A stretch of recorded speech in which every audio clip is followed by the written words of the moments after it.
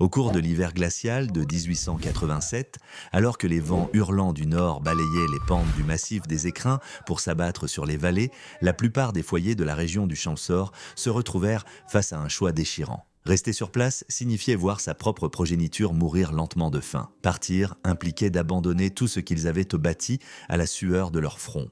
Cependant, une femme en particulier, une veuve de 32 ans nommée Mathilde Cartier, n'eut jamais à affronter un tel dilemme. Tandis que les habitants des environs imploraient une intervention divine, elle restait paisiblement assise près de son âtre, observant des lanières de chevreuil sécher doucement dans le courant d'air tiède de sa chaumière, s'assurant que ses trois petits avaient le ventre plein grâce aux provisions qu'elle avait amassées plusieurs mois auparavant. Ces mêmes hommes, qui s'étaient autrefois moqués des fossés qu'elle creusait dans la terre, la traitant de folle pour s'enterrer ainsi comme une bête sauvage, frappèrent désormais à sa porte, le chapeau à la main, la suppliant de leur enseigner ces techniques. Néanmoins, pour véritablement comprendre comment une femme sans le sou, sans mari et complètement méprisée a réussi là où les plus riches propriétaires terriens de la région ont échoué, il nous faut remonter le temps d'1 an et demi. Il est nécessaire de revenir au jour précis où Mathilde est arrivée dans la vallée, transportant absolument tous ses biens terrestres à l'intérieur d'une charrette chancelante tirée par 2 mules épuisées. C'était au printemps de l'année 1886 que Mathilde Cartier traversa les eaux du Drac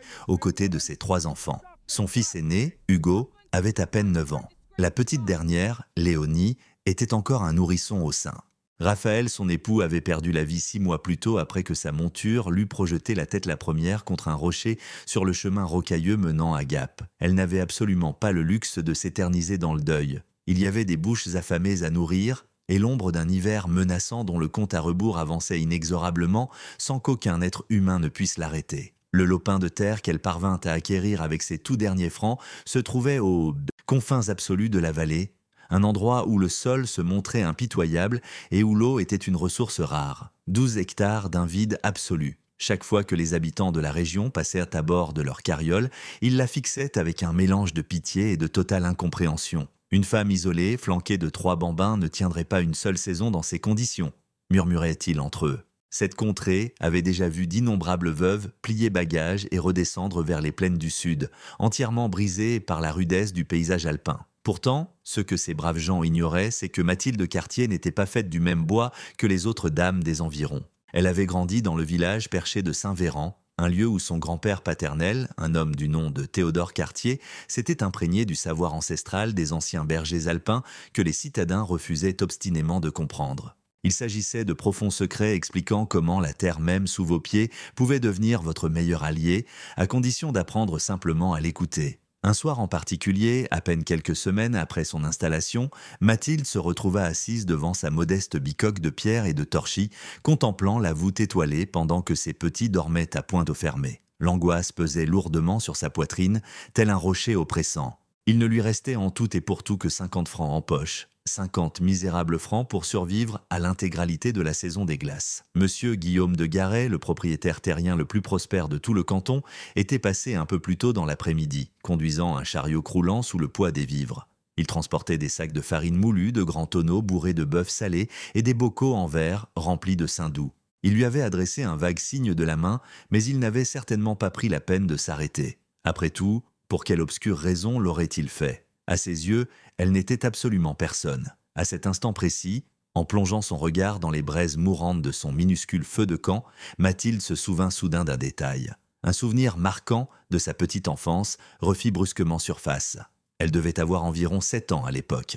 Son aïeul Théodore l'avait conduite aux abords de Saint-Véran, exactement sur les terres exploitées par les vieux pâtres de la montagne. Là-bas, il avait attiré son attention sur une scène pour le moins curieuse. Elle avait aperçu de longues tranchées creusées à même le sol, d'une profondeur avoisinant 1 mètre et s'étendant sur près de 3 mètres de long. Un tout petit feu rougeoyait à l'une des extrémités, pendant qu'une épaisse fumée s'échappait de l'autre côté. Suspendues, juste au-dessus de ce courant de fumée, se trouvaient des lanières de viande de cerf qui se balançaient doucement au moindre souffle de vent. Son grand-père lui avait alors expliqué que les anciens n'avaient jamais eu besoin d'imposants fumoirs en charpente. La terre elle-même faisait office de chambre de salaison. La chaleur grimpait lentement le long du tunnel enfoui, ce qui permettait à la fumée de se refroidir et de s'épaissir, générant ainsi le milieu idéal pour assécher la viande sans pour autant la cuire. Le plus beau dans tout cela, c'est que cette méthode ne consommait presque aucun bois de chauffage. Ce soir-là, Mathilde prit une décision ferme.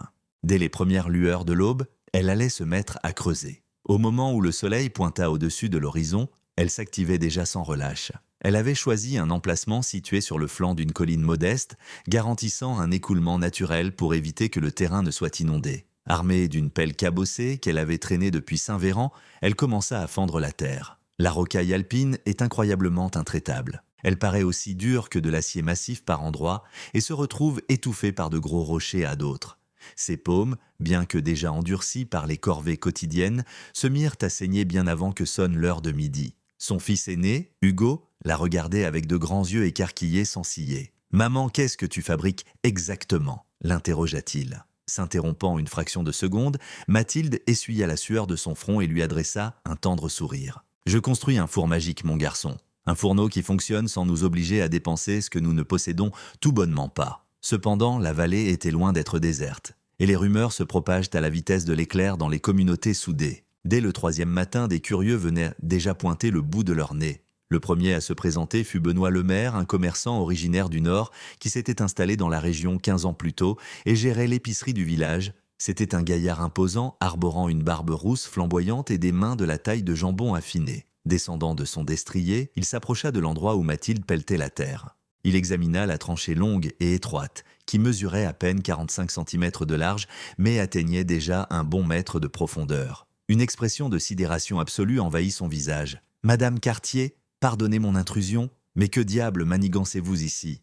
On dirait bien que vous creusez une tombe. » Mathilde ne cessa son labeur à aucun instant. « Je suis en train de forer un fumoir, monsieur le maire. » L'épicier cligna des yeux, pris de court. « Un fumoir. Madame, un fumoir est une bâtisse en bois équipée de crochets en fer et d'un foyer rigoureusement contrôlé. Ce que vous avez là, avec tout le respect que je vous dois, n'est rien d'autre qu'un vulgaire trou dans le sol. » Mathilde planta fermement la bêche dans la glèbe et se redressa de toute sa hauteur. Elle ancra son regard directement dans les yeux de l'homme. « Dites-moi, monsieur le maire, à combien s'élève la facture dans votre commerce pour bâtir un fumoir en bois ?» Le colosse se gratta le menton broussailleux. « Eh bien, en comptant les planches, les clous forgés, une porte sur gonds, sans oublier la main-d'œuvre si vous n'êtes pas habile en menuiserie, j'estimerai l'affaire à environ 300 francs. Disons 350 si vous souhaitez que la cabane résiste à l'épreuve du temps. » Mathilde opina légèrement du chef. « Il se trouve que je possède exactement 50 francs pour faire traverser la saison froide à ma famille. Cette fosse, comme il vous plaît de l'appeler, ne me coûtera pas le moindre centime et accomplira la même besogne avec précision.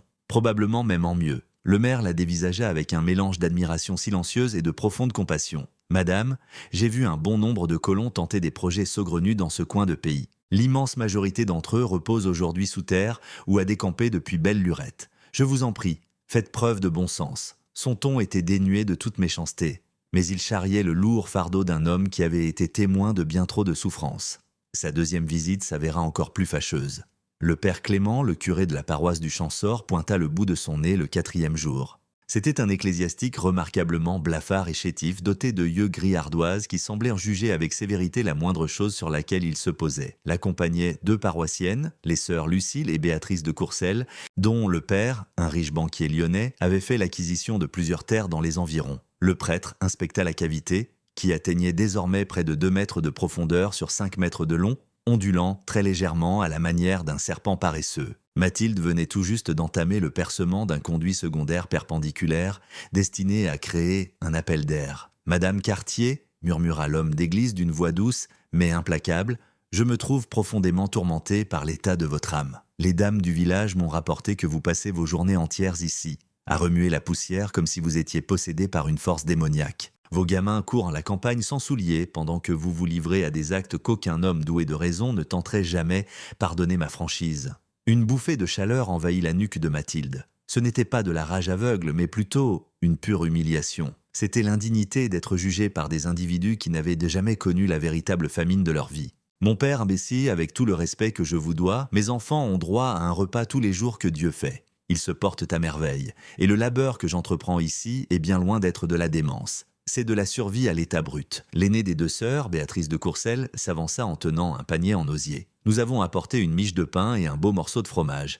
Nous nous sommes dit que vous auriez peut-être besoin d'un peu d'aide. » Son ton dégoulinait de condescendance comme si elle s'adressait à un chien errant estropié. Mathilde accepta les denrées, tout bonnement parce qu'elle n'était pas idiote. La fierté personnelle ne remplit pas l'estomac d'un enfant. Je vous en suis reconnaissante, mademoiselle de Courcelles. Toutefois, je ne suis pas à la recherche de charité. J'ai simplement besoin que l'on me laisse vaquer à mes occupations en paix. Le père Clément poussa un profond soupir. Nous vous garderons dans nos prières, mon enfant. Et j'espère vivement qu'une fois le gel installé, lorsque cette petite entreprise, qui est la vôtre, échouera, vous trouverez l'humilité nécessaire pour implorer du secours. Ils repartirent, laissant dans leur sillage un nuage de poussière et un jugement implacable.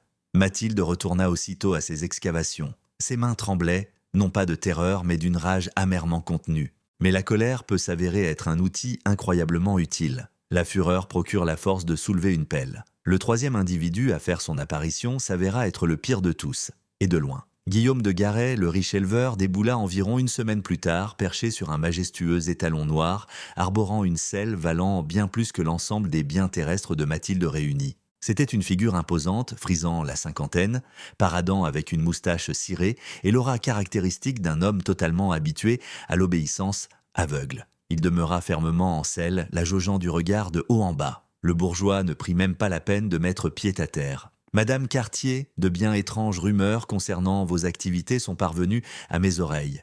Les gens prétendent que vous êtes ici à gratter des trous dans la boue comme une sauvageonne. Le bruit court que vous croyez dur comme fer pouvoir fumer de la viande sans une véritable cabane de salaison. » Mathilde retint sa langue pendant un court instant. Elle était occupée à tapisser le fond de sa rigole avec des pierres de rivière plate afin de bâtir de solides fondations. Finalement, elle s'adressa à lui sans même lever les yeux. « Monsieur de Garet, je ne me contente pas de le croire, j'en ai la certitude absolue. C'est mon aïeul qui m'a transmis ce savoir. » De Garet lâcha un rire sec, dépourvu de la moindre gaieté. « Votre aïeul. » « Ma brave dame, votre aïeul logeait sans doute dans une masure entorchie en survivant avec des faillots et il a très probablement rendu l'âme sans le sou. Pendant ce temps, je suis propriétaire de 3 hangars de fumage en chêne massif, dotés d'une toiture en tôle et de lourdes portes parfaitement hermétiques. Je suis capable de traiter près de 50 kilos de bœuf en l'espace de 7 jours à peine. Ce que vous avez là n'est qu'un cloaque boueux voué à s'inonder à la seconde où nous essuierons une bonne averse. Pour finir, Mathilde croisa son regard. Ses yeux conservaient une parfaite sérénité. « Monsieur de Garet, à combien s'élève le prix total de vos 3 fameux hangars ?» L'interrogation prit manifestement le riche propriétaire au dépourvu. « Cela ne vous regarde en rien, bien évidemment que non, mais je mettrai ma main à couper que cela vous a coûté largement plus de 1000 francs, sans parler de la quantité astronomique de stères de bois que vous engloutissez pour les faire tourner. J'ai dépensé exactement 50 centimes pour cette pelle d'occasion. Et tout le bois d'œuvre que je consommerai durant tout cet hiver ne remplirait même pas votre charrette. » De Garet la foudroya du regard avec une lueur fugace de ce qui aurait pu être un respect sincère, bien qu'elle se soit dissipée rapidement. « Nous verrons bien comment les choses tourneront lorsque le gel sera là, ma petite dame. Nous verrons si votre fierté obstinée suffira à vous réchauffer la couenne. » Il éperonna sa monture pour la lancer au galop, la délaissant au milieu d'un tourbillon de poussière soulevée. Plus tard dans la soirée, Mathilde versa des larmes pour la toute première fois depuis le trépas de son mari. Ce n'était pas par chagrin, mais plutôt sous le poids d'un épuisement physique total. Les paumes de ses mains n'étaient qu'un amas douloureux d'ampoules éclatées. Le bas de son dos formait un nœud de douleur implacable. Mais lorsque le petit Hugo lui demanda si elle avait l'intention de cesser de creuser, elle secoua simplement la tête. « Non, mon tendre garçon, quand absolument tout le monde soutient que tu es incapable de faire quelque chose, cela veut tout simplement dire que tu détiens une qualité dont ils sont totalement dépourvus. Et cette prise de conscience les terrifie au plus profond d'eux-mêmes. S'il vous arrive de penser que la sagesse ancienne a beaucoup plus de valeur que l'arrogance moderne, assurez-vous de vous abonner à notre chaîne. Nous nous consacrons à la sauvegarde de ces récits précis que l'histoire s'est efforcée de gommer. Le labeur éreintant se poursuivit sans relâche. Jour après jour, Mathilde pelleta la terre, tandis que chaque nuit, ses petits s'endormaient au son régulier de la bêche frappant la glèbe. Vers la fin du mois de juin, sa fosse principale atteignait environ 7 mètres de long, plus d'1 mètre de large et à peu près 1,20 m de profondeur. Elle l'avait façonnée avec une très légère inclinaison ascendante, un angle d'environ 5 degrés, afin de s'assurer que la fumée monte d'elle-même. Au point le plus bas de l'installation, elle avait maçonné un foyer exigu en rocaille où les braises pourraient couver. À l'extrémité opposée, à quelques 7 mètres de là, elle avait érigé une cheminée en briques de boue qui dépassait à peine de 30 cm au-dessus du sol. Vint ensuite l'étape véritablement délicate de l'entreprise. Mathilde se devait de calfeutrer hermétiquement la galerie enfouie. Elle se remémora mentalement les conseils précis de son aïeul. « La magie ne réside pas dans les flammes, ma petite Mathilde. La véritable astuce consiste à maîtriser les courants d'air. Si le tirage s'engouffre trop rapidement, le brasier ne fera que carboniser la chair. S'il rampe trop paresseusement, tes charbons s'étoufferont d'eux-mêmes. Il te faut trouver cet équilibre parfait et si fragile. Elle rassembla des branches de saule, les jeunes pousses les plus souples qu'elle put récolter le long des berges du Drac et les tressa directement au-dessus de la tranchée pour former un toit voûté. Sur ce treillis de bois, elle empila des couches d'herbes sèches des alpages, suivies d'un épais revêtement de boue humide mélangé à de la paille. Ses doigts, qui ressemblèrent désormais à ceux d'un vieux manouvrier, pétrissaient l'argile détrempée, la tassant vigoureusement dans le moindre interstice. La besogne adopta un rythme profondément apaisant et méditatif. L'éclatant soleil de juillet s'avérait absolument accablant, pourtant elle remarquait à peine la fournaise. Son esprit vagabondait à des lieues de là, transporté dans une toute autre époque, alors qu'elle épaulait son grand-père sous les pins majestueux de Saint-Véran. Hugo apportait sa contribution en charriant de lourds seaux d'eau directement depuis le ruisseau voisin. Le gamin n'avait que 9 ans, mais il trimait avec la résistance d'un ouvrier agricole de 20 ans. Il ne formula jamais la moindre plainte. Pas une seule fois, il ne prit la peine de demander quand ils en auraient enfin terminé. Mathilde sentait que son garçon saisissait l'enjeu colossal de leur situation d'une manière que les riches propriétaires de la vallée ne pourraient jamais comprendre. Aux alentours de la mi-juillet, le fumoir de terre fut entièrement achevé. Vu de la surface, l'installation était pratiquement camouflée. Tout ce que l'on pouvait distinguer était un long monticule de terre, ressemblant à une tombe surdimensionnée, dotée d'un minuscule seuil en pierre à la base et d'une souche de cheminée trapue au sommet. Mathilde bricola une trappe en bois rudimentaire pour l'ouverture en utilisant quelques planches usées par le temps qu'elle avait récupérées dans une ferme abandonnée à environ 3 km en amont du chemin. Le tout premier jour du mois d'août, elle procéda à son essai initial. Elle disposa quelques morceaux de bois de hêtre d'une sécheresse absolue dans le foyer, pas plus de 2 ou 3 modestes bûches. Faisant jaillir une étincelle sur l'amadou, elle s'adossa et patienta. Pendant un bref instant, il ne se produisit absolument rien. Puis, à une allure paresseuse, un peu comme une bête assoupie qui reprend son souffle, un panache commença à s'échapper du conduit situé à l'autre bout. C'était une vapeur diaphane, presque blanche, qui transportait le parfum doux et odorant du bois des forêts d'altitude. Mathilde avança la paume de sa main juste au-dessus de la bouche d'évacuation. Le courant d'air lui parut tiède au toucher et non pas brûlant. La perfection absolue. Hugo poussa un grand cri de joie pure. « Ça fonctionne, maman? Ça marche vraiment ?» Plus tard, au cours de cette même soirée, Mathilde abattit son tout premier cervidé. Elle n'avait jamais été une grande chasseresse, mais le désespoir pur est un excellent professeur. Ayant observé les trappeurs du coin pister le gibier, elle en avait assimilé les rudiments simplement en regardant attentivement. Elle s'en remettait au fusil cabossé de Raphaël, un vieux modèle chasse-peau qui avait certainement connu des jours meilleurs. Sa prise était un jeune mâle pesant dans les 60 kilos. Traînant la carcasse jusqu'à sa propriété, elle dépouilla méthodiquement la bête et tailla la chair en fines lanières, exactement comme son grand-père le lui avait montré il y a bien longtemps. Elle suspendit les morceaux crus à des crochets métalliques espacés régulièrement sur toute la longueur du tunnel enfoui. Ensuite, elle alluma les branches de hêtre et s'installa pour patienter. Des volutes de fumée ne tardèrent pas à envahir le passage, étouffant complètement la venaison dans une épaisse étreinte cendrée. Elle parvenait aisément à déceler l'odeur de la transformation chimique en train de s'opérer. Cet arôme si particulier du hêtre fusionnait à la perfection avec la saveur métallique de la chair crue, forgeant un profil gustatif entièrement inédit. Quelque chose conçu pour résister à l'épreuve du temps. À intervalles de 6 heures, Mathilde jetait une minuscule poignée de menu bois frais. Rien d'excessif, juste assez pour garantir que la vapeur continue de s'élever. Elle comprit qu'en y jetant des brindilles vertes de bouleau, elle générerait une abondance de fumée sans pour autant faire grimper la température. Elle réalisa également qu'en obstruant partiellement le tuyau d'évacuation avec une pierre plate, la brume était contrainte de stagner plus longtemps, ce qui lui permettait de pénétrer beaucoup plus profondément dans les fibres. Exactement 2 journées entières, plus tard, elle retira son tout premier morceau d'essai. La lanière était incroyablement sombre, frôlant le noir d'ébène et paraissait tout aussi rigide que le cuir tanné d'une selle. Pourtant, à la seconde même où elle croqua dedans, une explosion de saveur envahit son palais. C'était puissamment corsé, profondément boisé et merveilleusement riche. Et par-dessus tout, la moindre trace d'humidité avait été extraite avec succès. Cette viande séchée se conserverait pendant des mois entiers, survivant potentiellement à toute la période de gel si elle l'arrangeait de manière adéquate. Hugo grignota un morceau, les yeux grands ouverts sous le coup de la surprise. « Maman, ça a 100 fois meilleur goût que les produits séchés qu'ils vendent chez Monsieur le maire. » Mathilde rayonna de fierté. « Et cela ne nous a guère coûté plus qu'une poignée de brindilles, mon doux enfant. » Pendant que ces gens aisés brûlent de beaux billets de banque pour maintenir la chaleur de leur fumoir, nous nous contentons d'emprunter la fraîcheur naturelle de la terre. Tout au long des mois d'août et de septembre, Mathilde transforma absolument le moindre morceau de viande qu'elle parvenait à chasser ou à acheter pour quelques centimes. Cela comprenait des cervidés, des lapins de Garenne et même un sanglier sauvage que Hugo avait découvert mort le long de la berge du Drac. Pas un seul bout de gras ne fut gaspillé.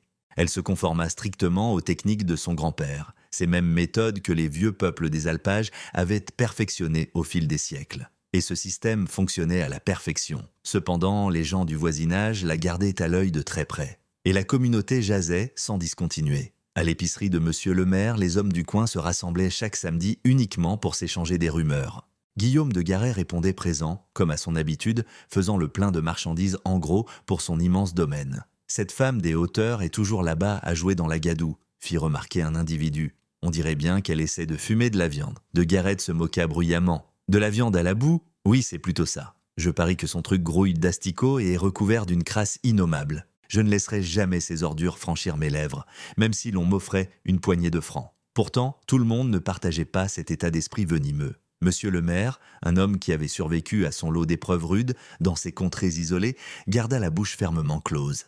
Il était d'ailleurs passé à cheval près de la propriété de Mathilde environ une semaine auparavant, aux premières heures de l'aube, bien avant qu'elle ne réalise qu'elle avait de la compagnie. Il avait été personnellement témoin du courant d'air brumeux qui s'échappait de sa cheminée trapue et avait humé la riche odeur du bois de hêtre en combustion. Plus important encore, il avait entrevu ses lanières de viande suspendues à l'instant même où elle entr'ouvrait la trappe en bois pour inspecter sa fournée. Elles avaient un l'air incroyablement appétissantes, d'une qualité bien trop exceptionnelle pour n'être que le produit d'une vulgaire fosse de terre. L'automne finit par s'installer, peignant le paysage de teintes dorées éclatantes. Les feuilles des trembles, frissonnant dans les hautes terres, virèrent à une nuance rappelant l'or terni. L'air du soir prit progressivement une fraîcheur vive et mordante. Les éleveurs de toute la vallée entamèrent leurs abattages saisonniers afin de faire des provisions pour le grand gel. Monsieur de Garet abattit 5 têtes de bétail et passa pas moins de 7 jours entiers à maintenir une chaleur étouffante dans ses immenses hangars de fumage. Son entreprise dévora 3 charretées complètes de bois de corde. À la boutique du village, Benoît le maire écoula une quantité record de clous forgés, de bois d'œuvre et d'outils de réparation à des gens qui retapessaient les fumoirs ayant pourri durant les mois d'été. Pendant ce temps, Mathilde continuait paisiblement à exploiter son conduit souterrain. Elle était tombée sur un secret que son grand-père n'avait jamais pris la peine d'évoquer, une astuce qu'elle avait découverte tout à fait par elle-même. En menant des expériences avec diverses variétés de bois, elle pouvait en réalité modifier le profil gustatif de sa viande séchée. Les bûches de hêtre conféraient une saveur lourde et agréablement sucrée. Les branches de bouleau offraient un goût beaucoup plus doux, presque subtil. Quant au bois de genévrier, très abondant sur les contreforts des montagnes, il apportait une pointe vive et résineuse qui se mariait à merveille avec le porc. Un événement pour le moins surprenant se produisit en fin d'après-midi, vers la fin du mois d'octobre. Lucile de Courcelles, l'une des 2 sœurs qui avait accompagné le père Clément plus tôt, s'avança en marchant le long du chemin de terre. Elle se déplaçait entièrement seule, ce qui était tout à fait inhabituel. Les demoiselles, issues de milieux aisés, ne vagabondaient tout simplement pas sur les sentiers sans escorte. Elle s'arrêta à quelques mètres seulement de l'endroit où Mathilde vaquait à ses occupations. « Madame Cartier ?» l'interpella la jeune femme avec un tremblement perceptible dans la voix. « Je vous prie de me pardonner de passer ainsi à l'improviste. » Mathilde essuya ses paumes couvertes de poussière sur son tablier. « Cela ne me dérange aucunement, mademoiselle de Courcelles. En quoi pourrais-je vous être utile ?» La jeune femme, qui ne devait pas avoir plus de 22 ans, sentit le feu monter à ses joues. C'est terriblement embarrassant, pour être tout à fait franche. Mais ma sœur et moi tentons de fumer du bœuf dans la cabane de salaison que notre père a fait ériger. C'est un bâtiment véritablement magnifique, entièrement construit en bois de cèdre et équipé de solides charnières en laiton. Et pourtant la viande est épouvantable à chaque fois. Elle finit soit carbonisée jusqu'à en être croustillante, soit désagréablement flasque. Et nous avons brûlé une telle quantité de bois de chauffage que mon père en est absolument furieux. Mathilde se contenta de patienter. Elle avait compris depuis bien longtemps que les silences parlent souvent beaucoup plus fort que n'importe quelle phrase prononcée. Lucile prit sur elle pour continuer. « L'odeur de votre viande fumée est parvenue jusqu'à moi. Chaque fois que la brise souffle de l'Est, cet arôme voyage jusqu'à notre domaine. Cela sent, et je vous prie de m'excuser de le dire ainsi, infiniment meilleur que tout ce que nous avons réussi à produire. Ma sœur s'entête à dire que c'est totalement impossible, affirmant que vous ne possédez rien d'autre qu'un trou dans la terre. Mais de mon côté, il me fallait simplement le voir de mes propres yeux. » Mathilde opina du chef d'un mouvement lent et réfléchi. « Vous désirez inspecter mon tunnel de salaison ? Je vous en prie. » Je n'en soufflerai mot à âme qui vive si vous préférez que cela reste secret. Je suis parfaitement consciente que nous nous sommes moqués de vous. Je sais que nous nous sommes conduites avec cruauté. Mais je suis sincèrement terrorisée à l'idée que ma famille puisse se retrouver à affronter la famine cet hiver simplement parce que nous sommes trop orgueilleux pour demander que l'on nous instruise. Un soudain basculement s'opéra au plus profond du cœur de Mathilde. C'était peut-être de la pure pitié, ou peut-être était-ce le souvenir obsédant de sa propre détresse. « Venez par ici », répondit-elle. « Je vais vous laisser jeter un coup d'œil. » Elle tira la trappe en bois qui scellait son fumoir souterrain. Un paresseux nuage de vapeur s'échappa dans l'air vif. Accrochés à des crochets métalliques, à l'intérieur de la cavité, se trouvaient des dizaines de lanières de viande à différentes étapes du processus de séchage. Une poignée d'entre elles étaient encore d'un rouge vif, venant tout juste d'être suspendues. D'autres avaient pris une teinte riche et foncée, paraissant parfaitement rigides, tout à fait prêtes à rejoindre le garde-manger. Le parfum qui s'en dégageait était carrément enivrant. Lucille porta une main tremblante pour couvrir sa bouche. « D'où Jésus ?» C'est d'une ingéniosité absolue. Comment diable avez-vous accompli un tel prodige ?» Mathilde lui décortiqua le système dans son intégralité. Elle détailla la tranchée allongée, conçue pour refroidir la fumée bien avant qu'elle n'effleure les morceaux de viande. Elle lui expliqua la légère pente qui incitait le courant d'air à circuler de lui-même. Elle insista sur la nécessité absolue de ne brûler qu'un minimum de brindilles et de maintenir les braises à feu doux. Elle partagea l'astuce consistant à employer des variétés de bois distinctes pour obtenir différents profils de saveur. Et par-dessus tout, elle souligna l'importance d'une patience inébranlable. Il est tout simplement impossible de précipiter le cycle de salaison. La vapeur a besoin d'énormément de temps pour opérer sa magie terrienne. Lucille assimila chaque mot prononcé, hochant la tête sans discontinuer. Au moment où Mathilde conclut ses explications, des larmes perlèrent dans les yeux de la plus jeune. « Vous possédez bien plus de sagesse que tous les hommes de cette vallée réunis, Madame Cartier. Et nous avons agi avec tant de malveillance. Je suis sincèrement désolée. » Mathilde tapota doucement l'avant-bras de la jeune fille. « Oublions les querelles du passé. La seule chose qui compte véritablement est de s'assurer que vos proches auront le ventre plein lorsque le gel s'installera. C'est la seule et unique priorité désormais. » Lucille s'en alla en emportant une épaisse tranche de venaison séchée, soigneusement enveloppée dans un tissu de coton propre. Mathilde ne sut jamais si la demoiselle avait bel et bien parlé de cette rencontre secrète à sa famille. Quoi qu'il en soit, environ 2 semaines plus tard, en longeant le domaine des 2 Courcelles, elle les aperçut en train de creuser un emplacement juste à côté de leur luxueux hangar en cèdre. Quelque chose qui ressemblait à s'y méprendre à une tranchée de forme allongée. Le mois de novembre déferla sur la région, charriant avec lui un froid glacial. Les premières gelées achevèrent les quelques fleurs sauvages qui s'accrochaient encore à la vie à travers les pâturages. Des hardes d'animaux sauvages migrèrent inexorablement vers les altitudes inférieures à la recherche de bancs d'herbes vertes encore épargnées. Mathilde avait déjà emmagasiné bien plus de 50 kilos de viande séchée à l'intérieur de sa minuscule bicoque de torchis. Elle avait emballé les vivres dans une épaisse toile de coton et les avait suspendus aux poutres de la charpente, les gardant ainsi en sécurité hors de portée des souris fouineuses. En combinant cette viande avec quelques sacs en toile de jute remplis de haricots blancs et d'orge qu'elle avait acquis avec ses ultimes centimes, elle pouvait aisément nourrir ses bambins jusqu'à la fonte des neiges printanières. Les habitants des domaines voisins étaient loin d'être aussi sereins. En dépit de leurs onéreux fumoirs et de leurs prétendues années d'expertise, bon nombre d'entre eux avaient laissé de la viande d'excellente qualité tourner de l'œil. Monsieur de Garrett perdit une bonne dizaine de kilos de bœuf lorsque l'une de ses cabanes en bois prit feu à cause d'un foyer brûlant à blanc. La famille Lemaire dut jeter un cochon entier qui venait d'être abattu après que des mouches à viande eurent pondu des œufs dans la chair avant que la fumée ne puisse la sceller totalement. Il s'agissait de bévues atrocement coûteuses, des erreurs que Mathilde n'avait tout simplement pas les moyens de commettre, raison pour laquelle elle les évitait avec tant de soin. La véritable emprise de l'hiver s'abattit au cours de la première semaine de décembre. Le froid ne s'installa pas de manière graduelle, il se referma brusquement avec la violence inouïe d'une lourde porte en fer. Le 6e jour de décembre, le thermomètre affichait un confortable 15 degrés Celsius.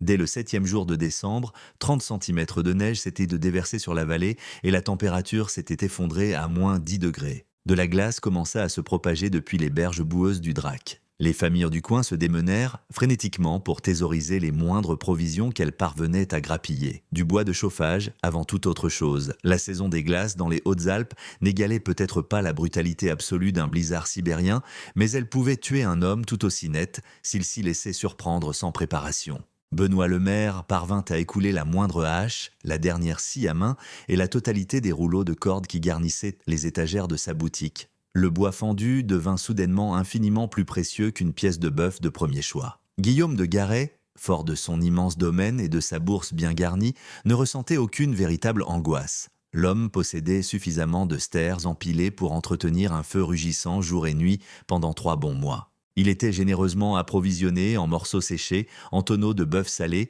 en haricots secs et en farine moulue. Ses valets de ferme avaient érigé de robustes étables neuves pour protéger les troupeaux de bovins. Il était tout à fait paré. C'est du moins ce qu'il présumait. Le véritable problème avec le gel de l'année 1886 ne résidait pas uniquement dans ce froid à glacer les os. C'était la durée impitoyable de l'événement. Le mois de décembre se révéla déjà bien assez redoutable, mais janvier s'apparenta carrément à l'apocalypse. Les chutes de neige refusaient tout bonnement de cesser, s'accumulant en de vertigineuses congères, atteignant plus de 2 mètres de haut. Le thermomètre plongea sous la barre du zéro, s'effondrant jusqu'à moins 25 degrés Celsius. Une bise implacable venue du nord hurlait sans relâche, un courant d'air mordant qui traquait la moindre fissure, la plus infime crevasse et le moindre défaut de construction dans les chalets des paysans. Blottie, bien à l'abri à l'intérieur de sa modeste demeure en torchis, Mathilde entretenait un foyer d'une grande sobriété. Elle ne brûlait strictement que ce qui était nécessaire pour rester en vie. Hugo avait appris à récolter des briques de bouse de vache séchées dans les pâturages gelés, une source de combustible très fiable sur laquelle les anciens bergers s'appuyaient depuis des générations. Ce matériau se consumait lentement en dégageant une chaleur ardente et ne coûtait pas un seul centime percé. Ses voisins fortunés levaient le nez sur cette pratique, la qualifiant de pure immondice. Mathilde considérait simplement cela comme de la sagesse pratique. Ils consommaient leur ration de viande séchée à une cadence mesurée, savourant véritablement la moindre bouchée. Ils en jetaient des morceaux dans une marmite de haricots, mitonnant ainsi de copieuses potées qui les nourrissaient pendant plusieurs jours. Le pain fraîchement sorti du four était devenu un luxe rare dont ils ne profitaient que les dimanches matins. Et pourtant, leurs ventres ne hurlèrent pas une seule fois famine. Jamais ils ne sentirent le froid glacial s'infiltrer au plus profond de leurs os. Cette modeste cabane de boue étriquée retenait en réalité la chaleur de manière bien plus efficace que les vastes manoirs en bois balayés par les courants d'air des riches propriétaires terriens. De plus, les vivres affinés que Mathilde avait traités dans sa tranchée de terre maintenaient leur corps robuste. Du côté du domaine des Garet, la situation dressait un tableau fort différent. Ses abris de fumage se retrouvaient totalement déserts à présent, toute sa viande se trouvant stockée dans les tonneaux de sa cave. Néanmoins, une faille majeure ne tarda pas à apparaître. Pas une seule âme n'avait anticipé que la période de gel s'étirerait sur une telle durée. Dès la mi-janvier, de Garet consommait ses stères de bois à une allure véritablement effrayante. Ses ouvriers agricoles se retrouvaient dehors à fendre du bois dans la poudreuse jusqu'à la taille, traînant de lourdes grumes jusqu'à la bâtisse principale. C'était un labeur éreintant qui mettait leur vie en péril. 2 de ses employés souffrirent de gelures si sévères aux doigts que le médecin local de Gap dut procéder à une amputation chirurgicale. À la demeure des 2 Courcelles, les choses étaient encore plus lugubres. Leur superbe fumoir en cèdre semblait très bien fonctionner dans un premier temps, mais les morceaux qu'ils avaient préparés ne se conservaient tout simplement pas de la façon escomptée. Une erreur de jugement cruciale avait ruiné l'ensemble de la production. Peut-être que le cycle de séchage n'avait pas été mené à son terme correctement. Il se peut aussi que trop d'humidité soit restée prisonnière à l'intérieur. À la fin du mois de janvier, de larges portions de leurs réserves de viande s'étaient recouvertes de moisissures duveteuses et durent être jetées aux chiens de chasse. Le père de ces demoiselles, ce riche financier de Lyon, n'avait pas la moindre expérience face à ces gelées alpines brutales.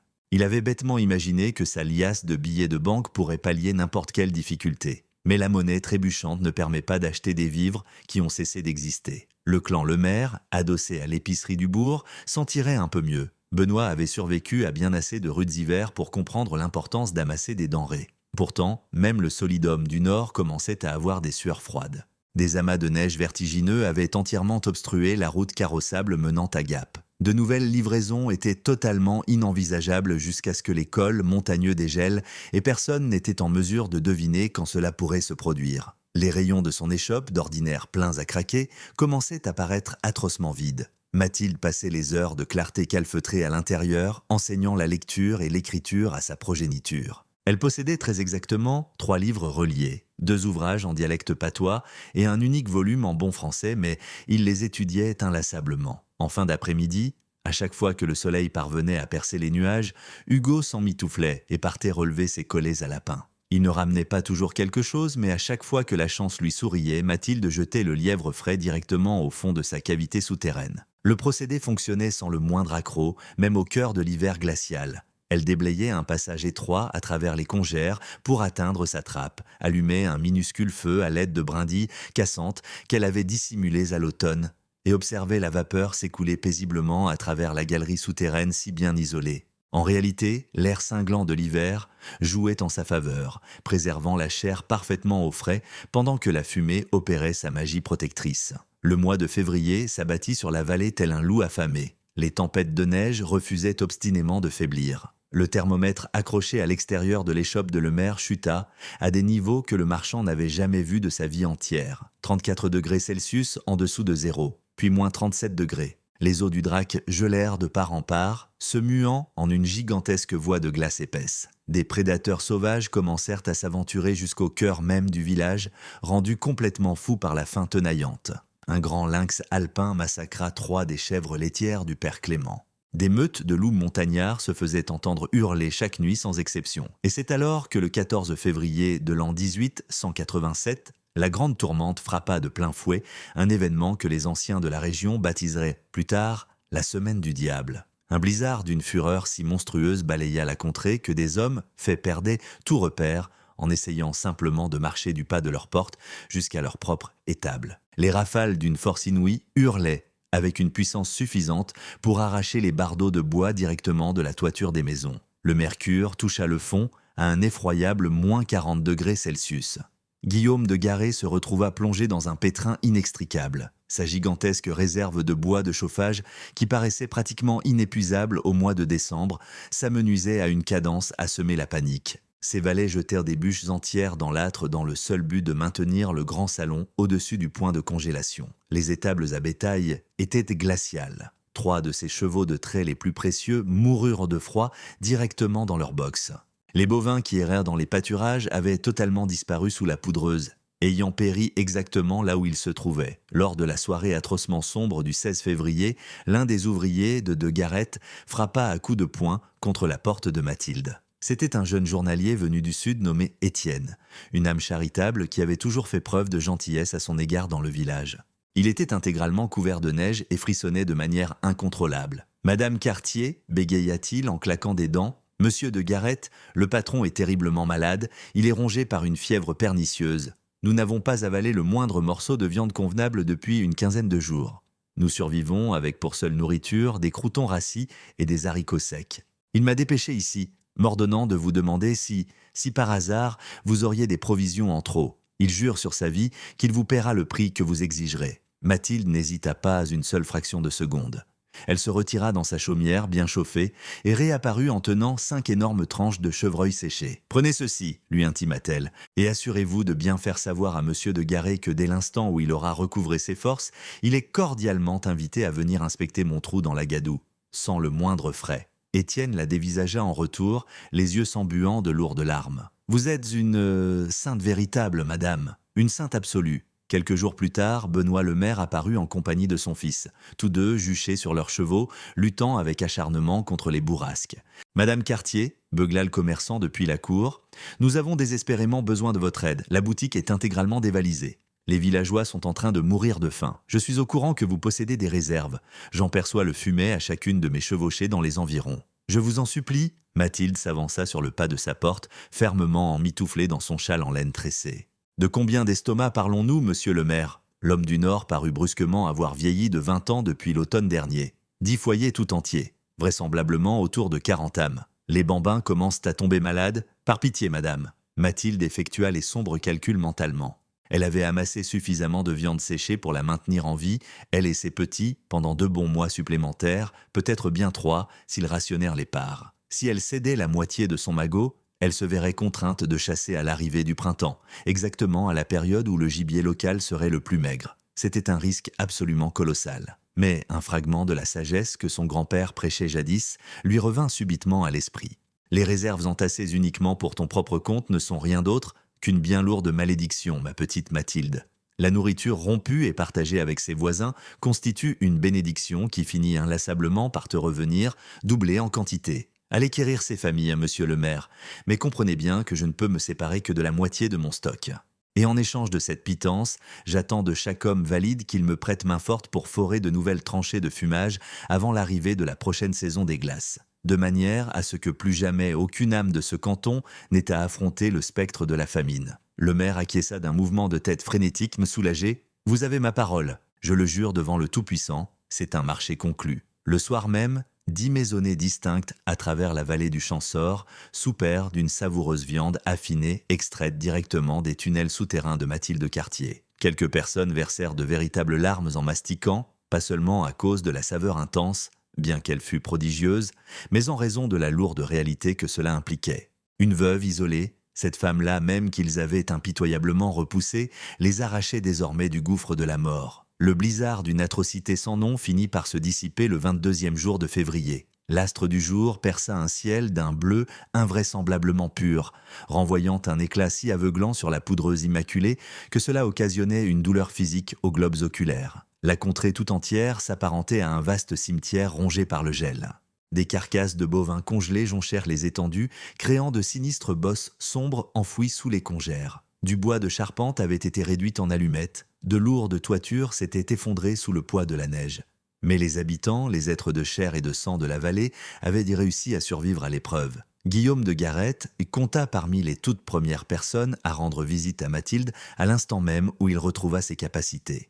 Il se présenta en pataugeant péniblement dans la neige à pied, dépouillé de son orgueilleux étalon noir. Ses traits paraissaient émaciés et livides, les orbites de ses yeux profondément creusés. Il se tint juste devant elle, gardant un silence de cathédrale pendant un long moment. Au bout d'une éternité, il prit enfin la parole. « Madame Cartier, je suis le roi des imbéciles. Un idiot dont l'arrogance n'a d'égal que l'entêtement. Vous m'avez sauvé la vie à vous toute seule. Vous avez épargné la vie de mes journaliers, et j'ai eu l'outrecuidance de vous railler. Je n'ai pas l'ombre d'une excuse pour mon attitude. » Mathilde se sentait lasse jusqu'à la moelle. Elle était beaucoup trop éreintée pour se complaire dans la moindre petite victoire triomphante. Monsieur de Garette, chacun d'entre nous agit avec sottise jusqu'à ce que cette existence brutale finisse par nous instruire. Vous avez retenu la leçon.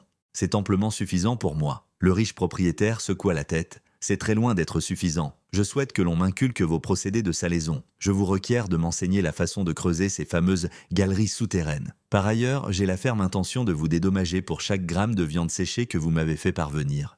La dépense n'a strictement aucune importance. Mathilde offrit un sourire doux et las. Je n'ai que faire de vos deniers, monsieur de Garette. Ce que j'exige, c'est la force de vos bras. Lorsque l'automne reviendra, nous allons éduquer la totalité de ce village sur l'art de subsister sans s'en remettre à des machineries coûteuses et vulnérables. Nous allons transmettre à ces braves gens la sagesse de nos ancêtres. C'est le seul paiement que je réclame. De Garette tendit sa main en avant. Il s'agit là d'un arrangement des plus équitables, madame. Le pacte le plus honnête qu'il m'ait été donné de conclure dans toute mon existence. Le dégel printanier de l'année 1887 survint avec un retard invraisemblable, mais il finit malgré tout par pointer son nez. Les lourds amas de neige fondirent à un rythme d'escargot, faisant gonfler les berges de la rivière jusqu'à ce que les flots grondent, telle une bête féroce. Les toutes premières fleurs des champs, chétives mais farouchement résistantes, se frayèrent un chemin à travers la boue épaisse. Des nuées d'oiseaux chanteurs migrèrent à nouveau vers la région, et la vallée du Champsaur commença finalement à panser ses plaies. Quelque chose de fondamental avait toutefois changé. Les gens de la région ne considéraient plus Mathilde Cartier comme cette veuve étrangère dérangée qui grattait la terre. Elle était désormais perçue de tous comme l'ange gardien du bourg. Des hommes faits inclinèrent leur couvre-chef avec un profond respect à chacun de ses passages. Les dames du village faisaient constamment un saut pour lui offrir des pâtisseries fraîchement sorties du four et des légumes de leur potager. Les garnements du voisinage couraient allègrement en compagnie de Hugo et des filles, sans accorder la moindre importance à l'état rapiécé de leur tenue. Durant la période automnale de 1887, juste avant que le gel imminent ne puisse s'installer, Mathilde tint sa promesse.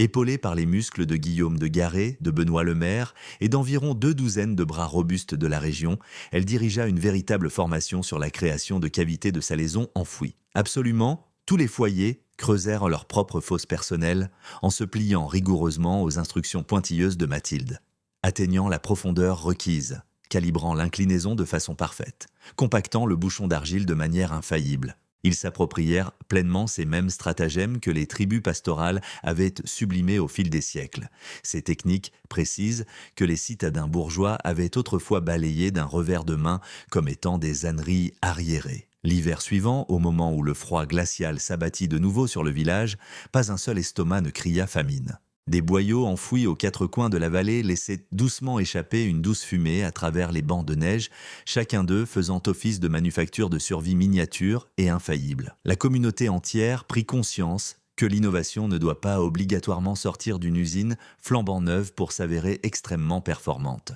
De temps à autre, les coutumes les plus reculées s'imposent comme étant de loin les plus judicieuses. Mathilde Cartier vécut sur cette terre jusqu'à atteindre l'âge vénérable de 73 ans. Elle eut le temps de voir sa progéniture grandir, convoler en justes noces et élever ses propres bambins. Hugo finit par trouver sa vocation en devenant instituteur du village.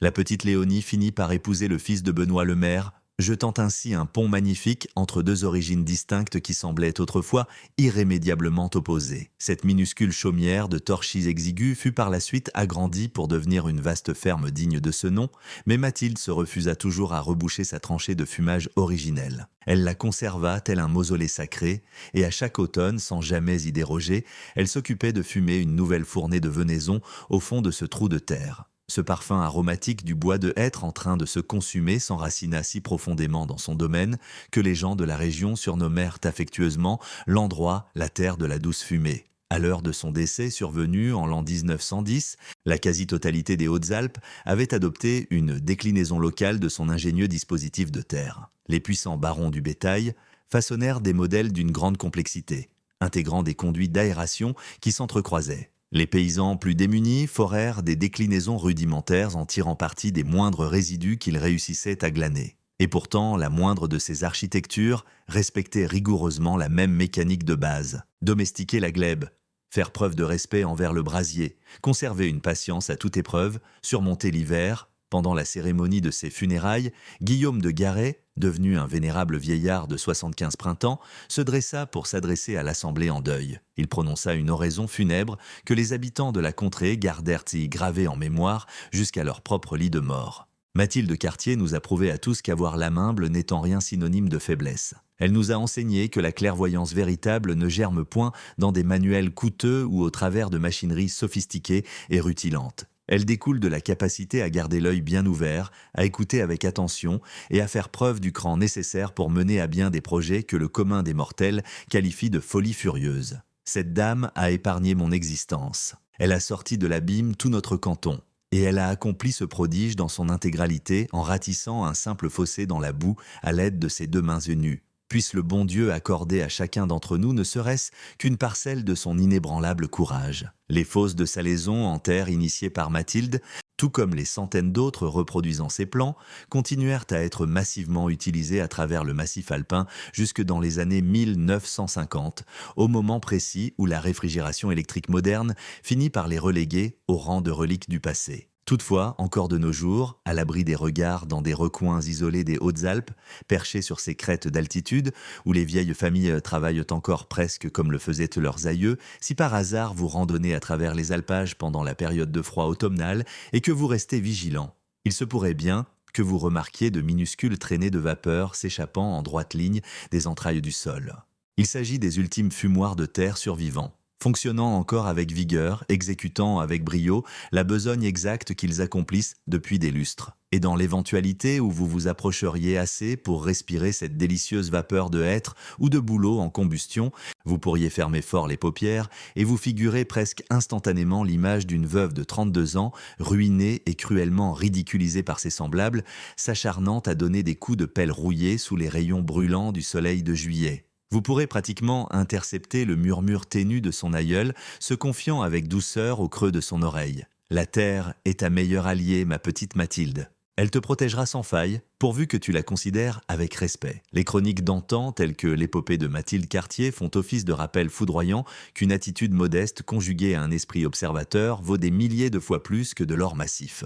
Elles nous remettent en mémoire que les êtres qui ont foulé ce monde avant nous n'étaient indéniablement pas des idiots.